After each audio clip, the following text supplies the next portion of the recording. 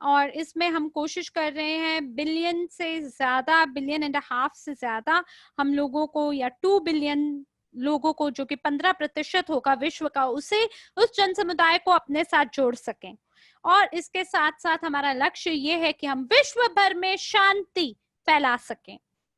और इससे पहले मैंने अपना जो की नोट स्पीच है मैं उसको आपसे साझा करूं, उससे पहले मैं एक व्यक्ति को आपके साथ आज परिचय कराना चाहता हूं, जिनसे मैं 4 साल पहले मिला, जो कि मास्को आए खास करके मुझसे मिलने के लिए। इनका नाम एनाटोली स्कारकिन है और ये एक जनरल है और ये हेड ऑफ एसोसिएशन है for world association of peace के लिए। और जब आप एक शब्द जनरल का उपयोग करते हैं, इसका अभिप्राय लोग ये समझते हैं एक ऐसा व्यक्ति जो युद्ध में मनोरंजन लेता है या रोमांच लेता है। बहुत कम ऐसे जनरल होते हैं हालांकि जो युद्ध में रोमांच महसूस करे, क्योंकि युद्ध जो है उसमें अक्सर नुकसान होता है बजाय जय के। और ये उन लोगों के बारे में नहीं है जिन्होंने युद्ध शुरू किया, बल्कि इसमें बाकी लोग ज्यादा तकलीफ पाते हैं जो सिविलियंस होते हैं, और जो जनरल्स होते हैं उनको भी उसके उसके जो परेशानियां है उससे उसका सामना करना पड़ता है। पिछले साल हमने अनुबंध को साझा किया है, हस्ताक्षर किया है world general of peace association के साथ, और इसीलिए अब ये मंच हम एनाटोली स्कारकिन जी को सौंपना चाहेंगे ताकि वो आगे की बात आपसे करें।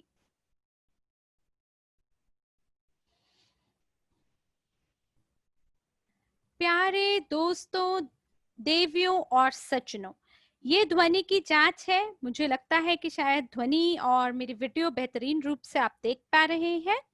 मैं हमेशा आपको अपने प्यारे भाई बहनों, देवियों, सज्जनों की तरह ही संबोधित करूंगा और मैं आपको बोलूंगा क्यों। लेकिन उससे पहले मैं एंड्री और उनकी पूरी टीम को धन्यवाद देना चाहूंगा कि आपने ये मौका दिया मुझे, क्या मैं आपके अंतर्राष्ट्रीय वेबिनार पे बात कर पा रहा हूँ। सबसे पहले मैं आपको ये दिखाना चाहूंगा कि जो शांति है वो दुनिया के अंदर सबसे महत्वपूर्ण चीज है। सोचिए इस प्रकार से कि जब लोग मिलते हैं, जैसे बिब्लिकल समय जो था जिसमें लोग एक दूसरे से मुलाकात करते थे और बोला करते थे शांति आपके घर के लिए, शांति आपके दिल के लिए, तो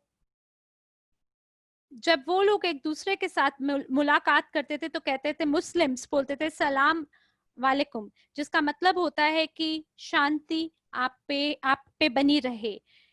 इसका ये मतलब है कि वो ये नहीं कहते थे आपको कि मैं आपको $1,000,000 आपको प्राप्त हो, बल्कि वो ये बोलते थे कि आपको शांति प्राप्त हो। और केंद्र जो है वो शांति पे था, क्योंकि शांति केंद्रीय बिंदु है सभी चीजों की। शांति के बिना कोई व्यवसाय नहीं है, शांति के बिना कोई स्वास्थ्य नहीं है। और इसीलिए जो जो general of the world peace की जो संस्था है, हम लोगों ने उसको विश्व शांति के लिए हम लोगों ने उसके ऊपर हमने निर्धारित किया है। और जब मैं आपको फिर से बताता हूं कि हम लोगों ने इसका ऐसा नाम क्यों रखा, तो जनरल ऐसे लोग होते हैं जो कि शांति में ज्यादा साझेदारी देना पसंद करते हैं। और जब जब भी कभी कहीं कोई लड़ाई होती है, तो जैसे लड़ाइयाँ जहाँ पे ऐसी लड़ाई जो जो जो पक्ष हार रहा होता है उनके जनरलों को गोली मार दी जाती थी। किर्गिस्तान, सीरिया और कुछ लोगों को तो वो जेल में डाल देते थे। तो इसीलिए हम लोगों ने जो जनरल्स का जो नाम रखा, ये वो लोग थे जो हमेशा शांति प्रिय रहना चाहते थे। तो मुझे लगता है कि जो शांति है इसका मतलब या इसका महत्व जनरल्स के लिए बहुत अलग होता है। और ये इनको इनको पता होता है, ये इन लोगों को पता होता है, वो अनभिज्ञ नहीं होते हैं कि जो जब लड़ाई होती है दो देशों के बीच में तो वो क्या क्या लेके आती है। तो विश्व युद्ध के दौरान जितना मतलब कितने ही करोड़ों लोग मरे और बहुत सारे जनरल ने इस चीज का पता लगाया कि जो भी दूसरे विश्व युद्ध के दौरान जनरल्स को ये पता चला कि ऐसे ऐसे परमाणु हथियार हैं कि वो पूरे धरातल को मिट्टी में मिला सकते हैं, खत्म कर सकते हैं। इनके क्या मूल्य होगा इनका 2019 में? अगर ऐसा हम पूरी दुनिया को खत्म करने के लिए हमें सिर्फ $2 बिलियन चाहिए, उतने के ही उपकरण, उतने के ही औजार चाहिए, उतने के ही हथियार चाहिए। तो जो जर्मनी जो कि यूरोप का सबसे अमीर देश है, उसका जो बजट है वो $356 बिलियन का है, और यूरो का है, माफ कीजिएगा। तो आप देखिए कि 2 ट्रिलियन की जो तक बात है, वो मतलब आप खुद लगा के देखिए कि कितना हम लोगों ने वो सब पैसा लिया, और अगर हम वो शांति में लगाएं तो कितना फर्क पड़ सकता है। तो अब मैं अगर आपको थोड़ा सा अपने इतिहास के बारे में बताऊं, तो मैं बताऊं कि ये जो विचार था, जब हमने ये संस्था का स्थापन किया, तो मुझे याद है कि जब मैं 4 साल का था, मैं एक बच्चा था, तो मैं शुरू से ही मैं हमेशा से न्यायप्रिय रहा हूं, और मैं मैं यही सोचा करता था कि मैं पुलिस में रह के मैं सभी गंदे लोगों को मैं पकड़ लूंगा, और एक रहने लायक मैं सोवियत यूनियन को बनाऊंगा। लेकिन जैसे ही जब ये रशिया जब टूटा, तो सभी के जो पेशे थे वो सबसे छूट गए, सब बेरोजगार हो गए। और 1990 में के दशक में डाकुओं ने यहाँ पर कब्जा कर लिया, और बहुत सारे बैंकर्स का, व्यवसायियों का को खुलेआम गोली मार दी गई। और बहुत सारी किताबें जो हैं इसके ऊपर प्रकाशित हुई हैं 1990 के बारे में, जहां पे बैंकर्स को और व्यवसायियों को खुलेआम गोली मार दी गई थी। और इन और माफिया को जिंदा रहने के लिए उन लोगों को पैसे देने पड़ते थे। लेकिन धीरे धीरे जैसे जैसे जो समुदाय था हमारा वो आगे बढ़ा, और माफिया पीछे रह गया। और जो जो तो अगर आप ये देखें कि किर्गिस्तान में मैं अगर आपसे बात करूं, जो कि यूएसएसआर का हिस्सा था, तो अगर वहां पे साल में 2 चोरियां होती थी तो ये बहुत बड़ा माना जाता था। लेकिन अब वहां पे चोरियां बहुत ज्यादा हो गई हैं। और मुझे याद है कि जब मैं जवान था, तो लोग एक दूसरे से झगड़ा करते थे, और लोग मुक्कों से एक दूसरे को मारते थे। और कभी भी हम लोगों ने लाठियों का या हमने बंदूकों का इस्तेमाल नहीं किया, और कभी भी हम लोगों ने हथियार नहीं इस्तेमाल करे, और सड़कों की गिरोहों में हम लोगों ने कभी भी इस्तेमाल नहीं किया। लेकिन आज हम लोग देखते हैं तो जब कभी ऐसा होता है तो उसमें हथियार का इस्तेमाल होता है। और आप देखें तो आतंकवाद भी देखिए। मुझे याद है कि आतंकवाद रशिया के जो जार थे उनकी बग्गी के नीचे बम फेंक दिया जाता था। और अभी आप देखिए तो पूरा जो देश है वो एक आतंकवाद के अंतर्गत खत्म हो जाता है। और सबसे ज्यादा इसमें किसको फर्क पड़ता है बच्चों को, फर्क पड़ता है औरतों को। और इसीलिए हमारी जो संस्था थी, हम वो एक ऐसा प्लेटफॉर्म बनाना चाहते थे, एक ऐसा मंच बनाना चाहते थे कि जहां पे जो जो जो हमारी तरह सोचते हैं, सम विचार रखते हैं, उनको जोड़ना चाहते थे।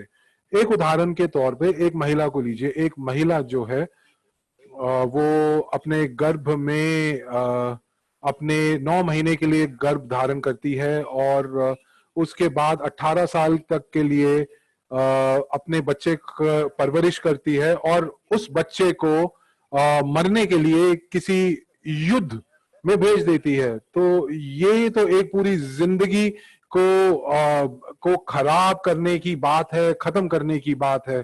तो इसीलिए मैं एंड्रे के साथ काम करना चाहता हूं, और इसीलिए मैं जो विश्व में वित्तीय क्रांति लेके आना चाहता हूं। तो जैसा कि एक व्यवसायी कहते हैं कि अगर अगर आप सबको अच्छा देखना चाहते हैं तो आप समुदाय में ऐसे कार्य कीजिए जिससे समुदाय का भला हो। तो मुझे याद है कि ये एक आप लोगों ने एक ऐसा प्रोग्राम शुरू किया है, आप ऐसे प्रोग्राम के साथ जुड़े हुए हैं कि जो जो पूरी की पूरी दुनिया से गरीबी को मिटाना चाहता है, जो पूरी की पूरी दुनिया से भूख को मिटाना चाहता है। तो हम एक वक्त ऐसे उस वक्त के करीब पहुंच जाएंगे जहां पे जो युद्ध हैं वो नहीं होंगे।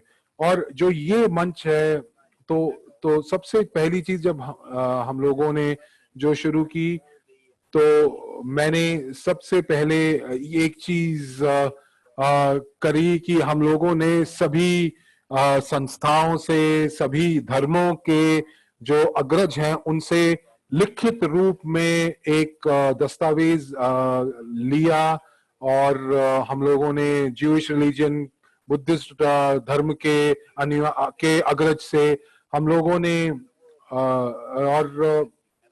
और उन्होंने हमेशा, और सभी ने एक ही आवाज में कहा कि मेरे को उन्होंने मुंह से बोला कि जाइए पूरे विश्व में आप शांति फैलाइए। और मैंने फिर उनको बोला कि मुझे ये आप लिखित तौर पे लिख के दें, मुझे आपका आशीर्वाद तो चाहिए ही, पर लिखित रूप से भी चाहिए। और उसी के बाद उन्होंने हमें एक लिखित रूप में एक दस्तावेज दिया, और उन्होंने उसी के बाद ही हम लोगों को सभी धर्मों से, सर्व धर्म से हम लोगों को एक एक दस्तावेज मिला जिसके अंदर विश्व शांति की बात कही गई है। और अगर आप को लगे कि आपको लगे कि हमारे पास किसी भी, क्योंकि आप सब लोग विश्व भर से जुड़े हुए हैं, तो अगर आपको लगे कि आपके किसी धर्म से हम लोगों ने नहीं ये दस्तावेज लिया है, हमने आशीर्वाद नहीं लिया है, तो आप मुझे बताएं, और मैं खुद जाके व्यक्तिगत तौर से जाके सबसे अग्रज से, आपके धर्म के अग्रज से मैं ये आशीर्वाद लूंगा। आप हर एक जो विश्व में जो जो धर्म है वो सिर्फ और सिर्फ शांति चाहता है। अगर सभी ने हमें आशीर्वाद दे दिया तो हमारे विरुद्ध कौन खड़ा हुआ है? तो मैंने कभी भी किसी औरत से ये कहते नहीं सुना कि मैंने 9 वर्ष मैंने गर्भ धारण किया और उसके बाद 18 वर्ष के बाद मैंने अपने बच्चे को युद्ध के लिए छोड़ दिया। और किर्गिस्तान में तो मैंने सभी पॉलिटिकल पार्टी से मुझे आश्वस्त किया कि वो शांति चाहते हैं, लेकिन मैं खुद ये नहीं चाहता था कि मैं किसी भी पॉलिटिकल पार्टी के साथ जुड़ूं या हमारी संस्था किसी पॉलिटिकल पार्टी के साथ जुड़े। और जब मैं एंड्रे से मिला तो एंड्रे ने कहा कि हम किसी प्रतिस्पर्धा में नहीं हैं, हम किसी प्रतिस्पर्धा में नहीं हैं बड़े बड़े व्यवसायों के हम लोग। और आप उस समय जब उन्होंने मुझे ये कहा तो मुझे ये लगा कि वो बिल्कुल ठीक कह रहे हैं। आप देखें आज कि फ्रांस में क्या हो रहा है, यूनाइटेड स्टेट्स में क्या हो रहा है। यूनाइटेड स्टेट्स में तो ऐसा लग रहा है कि एक युद्ध चल रहा है, कि जो लोग जिनके पास बहुत कुछ है और लोग जिनके पास कुछ नहीं है, उनके बीच में एक रेखा और बढ़ती जा रही है, जो खाई है वो बढ़ती जा रही है। लोगों को नहीं पता कि क्या करना चाहिए, लोगों के पास पैसा नहीं है अपना पेट भरने के लिए। हमारे पास है। आप NEW का उदाहरण लीजिए। मुझे याद है कि भारत में एक व्यक्ति थे जो कि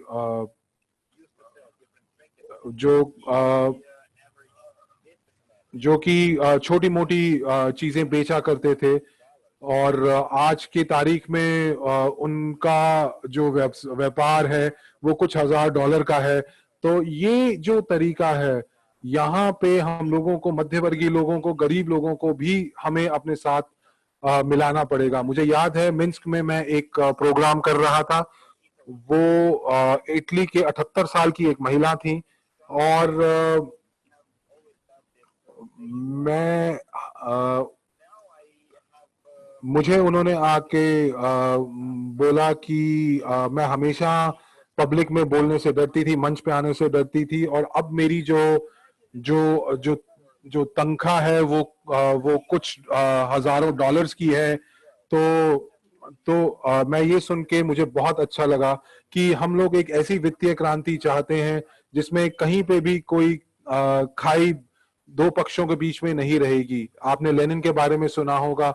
लेनिन ये कहते थे कि अगर आप क्रांति चाहते हैं तो तो आप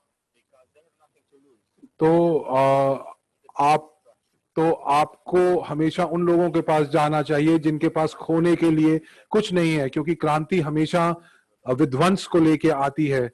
और इसीलिए हम लोगों को क्रांति नहीं चाहिए, हमें ऐसी मानसिकता चाहिए जिससे हम एक नया नई मानसिकता बना सके, जिसमें लोग शिक्षा के माध्यम से आगे बढ़े, और शिक्षा के माध्यम से ही वो अपने आप को, अपने स्वास्थ्य को, अपने गुण को गुणा कर सकें।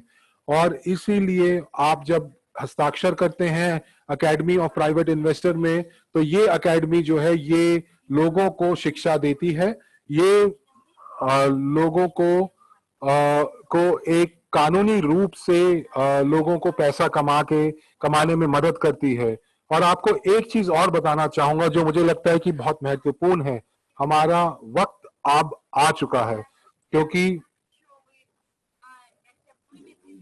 क्योंकि अब हमारे पास बहुत कम समय है, और मैं आपको संक्षेप में बताऊंगा कि ये मैं ऐसा क्यों कह रहा हूं और हमारी संस्था क्या करना चाहती है। वक्त बहुत सीमित है कि हमारा वक्त इसलिए आ गया है क्योंकि नई नई तकनीकियां उभर के आ रही हैं, प्रौद्योगिकियां उभर के आ रही हैं। उससे पहले हम कभी ये सोच भी नहीं सकते थे कि आपके जैसे समुदाय के बारे में, जैसे कि आज हम लोग वेबिनार कर रहे हैं। आज 50 देश इस वेबिनार के साथ जुड़े हुए हैं, और इसके साथ अनुवाद जो है वो भी सहस्त्र चलता जा रहा है। और 1.5 मिलियन जो लोग हैं वो इस प्रोग्राम के साथ जुड़े हुए हैं। और आज हम लोगों के पास एक आशीर्वाद है कि हम हम हम आतंकवाद के खिलाफ खड़े हो सकते हैं। कैसे? हम लोग प्रशिक्षण देंगे, हम ऐसी चीजें, हम कुछ ऐसे सेशन हम लोग लेंगे जो कि बदे होंगे। हमने नई दिल्ली में 20 लोगों को हमने अपने मेडल दिए थे। क्यों?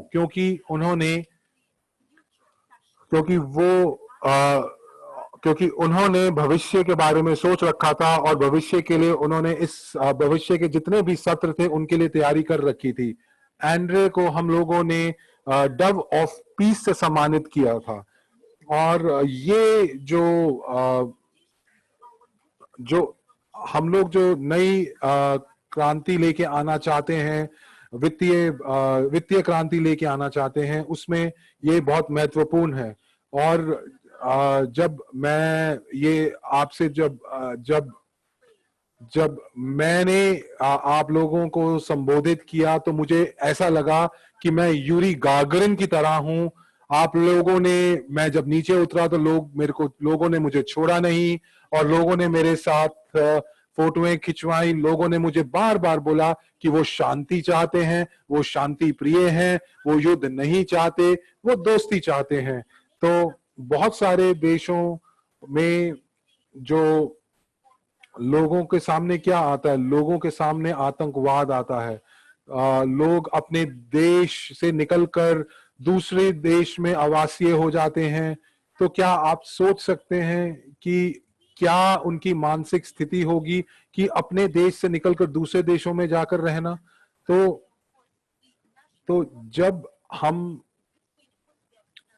जब मुझे याद है कि राष्ट्रीय कॉन्फ्रेंस हुई थी और किर्गिस्तान और उज्बेकिस्तान के बीच में, और वहां पे बहुत सारे लोगों ने पलायन किया था और उसके बाद उनको महामारी का सामना करना पड़ा था। तो मुझे याद है कि मार्टिन लूथर किंग ने कहा कि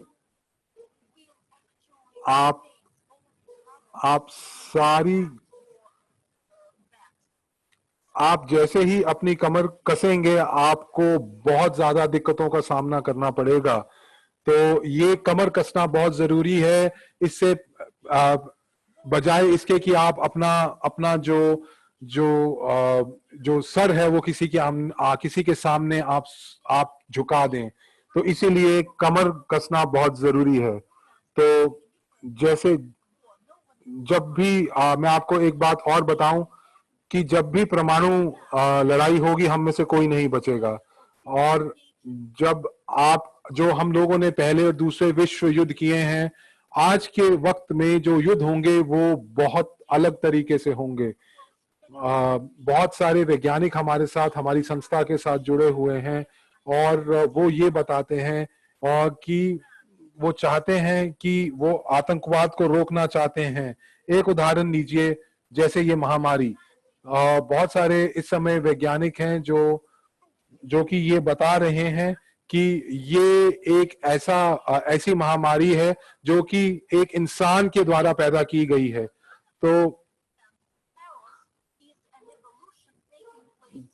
तो उसी तरह मैं आपको बताऊं, आपने सुना होगा कि बहुत सारी चीजें जो हैं हम कर रहे हैं। आपने धरती के बारे में सुना होगा कि हमारी जो धरातल है किस किस प्रकार से जूझ रही है।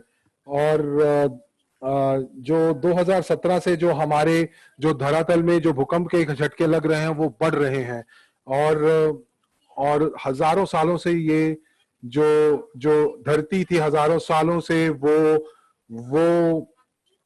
सो रही थी, लेकिन अब जब ये धरती जागी है तो हमें इसके झटके महसूस हो रहे हैं। और मैं आपको ये बोलूं कि हम जो पृथ्वी पर हैं अलग नहीं हैं, हम सब उसी एक चीज का हिस्सा हैं। और जैसे जैसे आपको मैं बताऊं कि जो ये वाइब्रेशंस होती हैं ये हम सब में भी होती हैं जैसे धरती में है। तो आप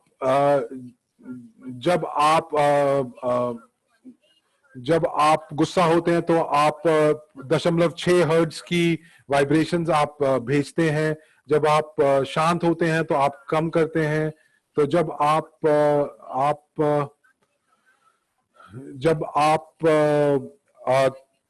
जब आप शांत स्वभाव में होते हैं तो आपको अपनी कंपन जो होती है, जो वाइब्रेशन होती है, वो बहुत कम होती है। तो एंड्रे हैवरातव ने भी मेरे को ये बताया कि जब आप पूर्ण रूप से अंतरिक्ष के साथ होते हैं, जब आप पूर्ण रूप से अपने विधाता के साथ होते हैं, तो आपकी जो कंपन होती है वो बहुत अलग स्तर पर होती है।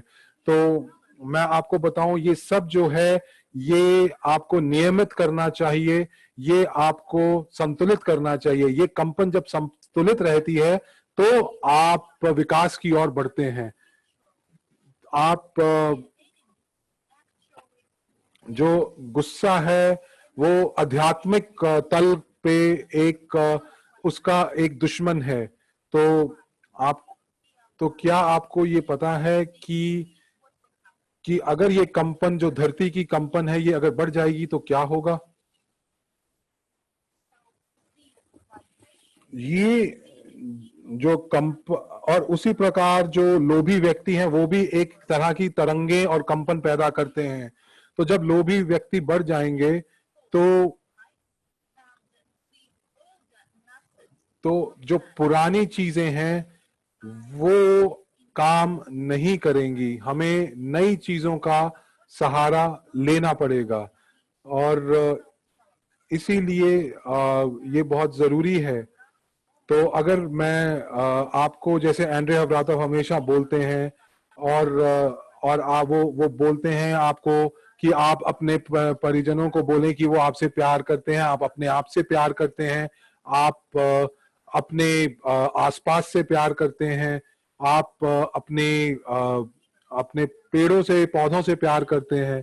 तो जब आप इस तरह की तरंगे और ध्वनि और कंपन पैदा करते हैं तो ये बहुत अच्छा होता है।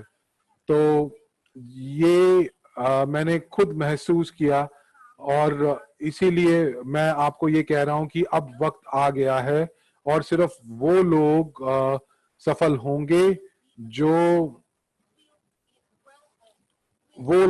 होंगे जिनकी जो मानसिकता बहुत खुले स्वभाव की होगी, जो संतुलित रहेंगे, और वो सिर्फ और सिर्फ प्यार की वजह से हो सकता है। वो इसीलिए हो सकता है कि जब आपके जो रिश्ते हैं वो मधुर हों, पूरे इंसानियत के जो रिश्ते हैं वो मधुर रहें।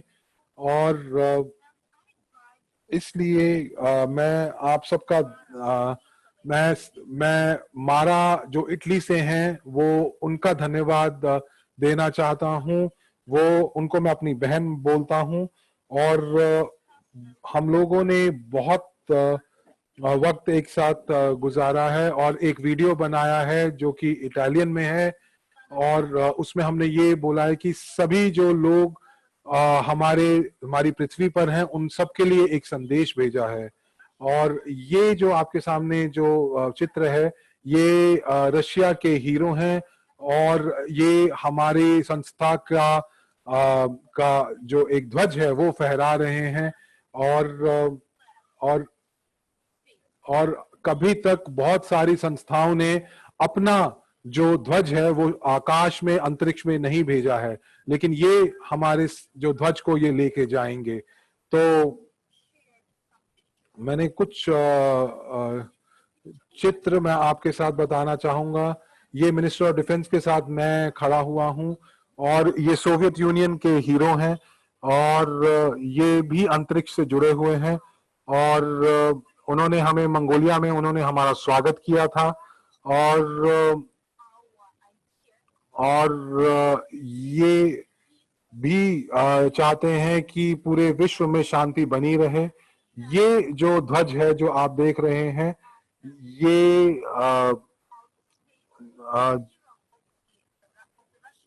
ये भी जो किर्गिस्तान, उज्बेकिस्तान और जो हमारे संस्था के जो बड़े हैं उन्होंने इस ध्वज को फहराया। और लोगों ने जब मैंने बोला कि मैं इस ध्वज को मैं अंतरिक्ष में भेजना चाहता हूं तो कोई भी नहीं माना। और उन्होंने कहा कि हमें 50,000 यूरो का यूरो चाहिए होगा की राशि चाहिए होगी। कोई भी नहीं माना कि कैसे ये राशि जुड़ेगी। और मैं बहुत मैंने ये कहा कि मैं यहाँ से मैंने एंड्रे हवरातव से मैंने बात की और मैंने लक्ष्य बोला और मैंने बताया और मैंने उनको जब मॉस्को में बोला कि ये मेरा लक्ष्य है और हम दोनों को पता चला कि जब हम लोग मिलकर करेंगे, ये काम करेंगे, तो मिलकर ये काम करेंगे तो हम आगे बढ़ेंगे।